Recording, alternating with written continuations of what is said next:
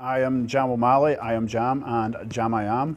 I started wrestling in 2004 for the Scottish Wrestling Alliance. Since then I've worked for many companies throughout the UK, including SWA, Reckless Intent, and ICW.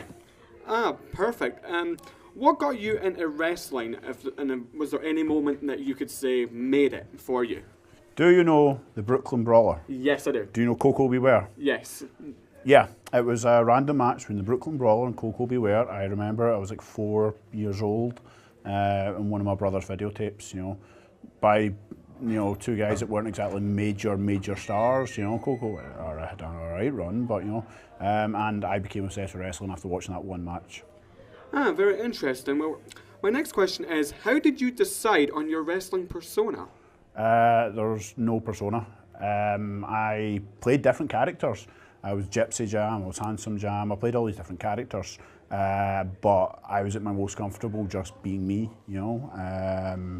It's just me, just turn up the volume times 10, and that's my persona. Just having a good time, really. And in your opinion, since you've probably been at Reckless for a while now, what is special to you about Reckless Intent? Special to me about Reckless Intent, the fans. No, not you, Jimmy, not you. The fans. We've got a great following here in Livingston, as you know. I've been a fan myself for over a year. Good choice in wrestling, Twecker we've ventured out to. We've been ventured out to quite a few places. Shots, Canvas Lang, Mood Eastbourne. We're in Bigger next week. So we've been, we went from being the Livingston's company, to spreading out, and now we're going all over the place. So it's good to have the following in all these different towns, So it'd be safe to say that Livingston's your home away from homes, really, for shows? Yep. My actual home away from home is Livingston. I live in Glasgow, but I'm here 3-4 times a week, whether it's helping promoting shows, running shows, helping with the training. So yeah, Livingston's like my actual home away from home. Okay, and before you come out for your match, is there any special feeling that you have more than any other? The feeling of this is probably going to hurt, but you know what? Who cares, really? It'll be fun, it'll be fun. It'll probably going to hurt, but you know what? It'll be fun. And my second last question for you is, who would be your dream match to work with, if anybody at all? Dream match. That's a difficult one. I've worked with the likes of Jack Gallagher in WWE, Big Damo. I've worked with Damo, and these are all guys that I've really enjoyed working. So I don't know, maybe Tommy Dreamer. I'd like a match with Tommy Dreamer. I'd love to see that, to be honest. Tommy Dreamer caned me last year at Discovery Wrestling, so maybe I should get some payback in Tommy Dreamer. Maybe. And tonight, your 15-minute hardcore championship match in the Gauntlet. Do you see yourself winning that, or do you think Mr. News will find a way to, win and be in the news? I always think I'm going to win, So I think I've got a good chance as anyone in this match. It's my kind of match, hardcore match. Anything goes. Gets a bit wild, bit crazy at times. Right up my street. So I'm looking forward to it. As am I. Well, I'll let you go get ready for your match, and I will see you later tonight. Thank you very much. I'm Michael Chase, and I am a professional wrestler of 5 years for Reckless Intent Wrestling, as well as a number of different promotions around Scotland and the UK. What got you into wrestling in the first place, and what is your favourite moment? I first got interested in wrestling back when I was maybe about 6 or 7. Primary school, I had a friend, and he came in and used to talk about WWF, and he'd talk about Bret Hart and X-Pac and guys like that. And at weekends he would invite me around and we would watch some of the old tapes, and from there I got hooked. One big moment that stands out for me in terms of becoming a fan of wrestling was Royal Rumble 2000. Mick Foley versus Cactus Jack in that street fight match. For me personally, it's one of my favourite matches ever. It had everything in it for me as a fan, and that was probably one of the moments that got me hooked in professional wrestling.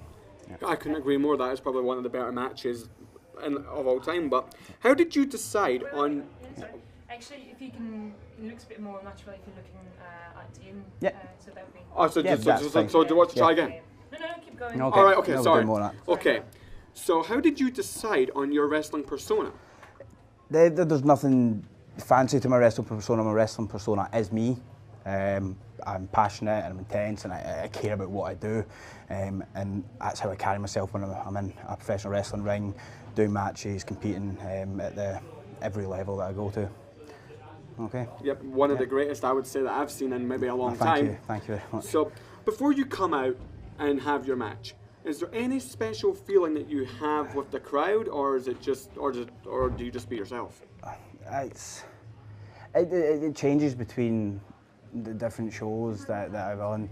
Sometimes I can feel really nervous, sometimes I feel really calm and relaxed, but there's always that moment before you step out the curtain and there's those butterflies in your stomach. You know you're going out there to put everything on the line, do everything you can to entertain the fans, have the best match possible.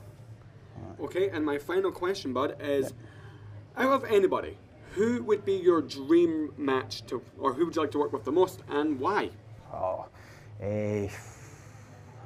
For me, it has to be CM Punk. He's one of my all-time favourites. But then there's a long list of people that I would love to step in a wrestling ring with.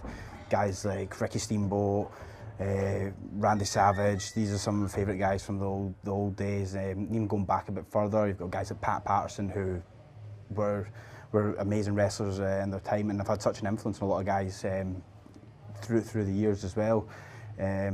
They're older and kind of American. Then in the UK, there's some amazing talent as well, like Micheal Whiplash. I've been able to wrestle guys like Big Damo, who are some of the best wrestlers in the world as well. So there's an endless list of guys that I'd love to step in a ring with. But if I could name one, my favourite wrestler ever was CM Punk. That would be one guy I'd love to step in a ring with. That's quite actually interesting, as I'd like to see you face Renfrew, to be honest. Renfrew. That's a match that's already happened, but it might happen another time. Yep. When was that? October 2015. I didn't even know that happened. I thought that match had never happened. I'm pretty sure it's online somewhere. I'll maybe dig it up somewhere and send it over to you. I'd love to see that. Yeah. But anyway, thank you for your time, no Chase. problem. It's a pleasure. Thank you very much. Chris Renfrew. I've been wrestling for about 13 years now, at Reckless Town for about 3 years, mainly known for what I do at Insane Championship Wrestling. Perfect. What got you into wrestling, and is there any moment that you would say made you want to get into the business? Well, I was like 4 years old when I got into it. Like, I was only wee, and it was back in the days of like Legion of Doom and Hulk Hogan and that sort of thing. So it was like kind of like the action figures and stickers and stuff. Exactly, man, showing my age there, aren't I? So basically it was sort of the toys and stuff that caught my eye as a kid.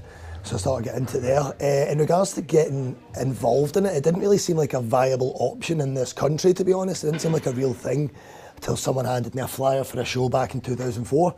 And I just sort of thought, well, they've got to train somewhere, you know, there's got to be a means to an end here. So I just checked out the website, checked out the training, went along, and just sort of snowballed from there.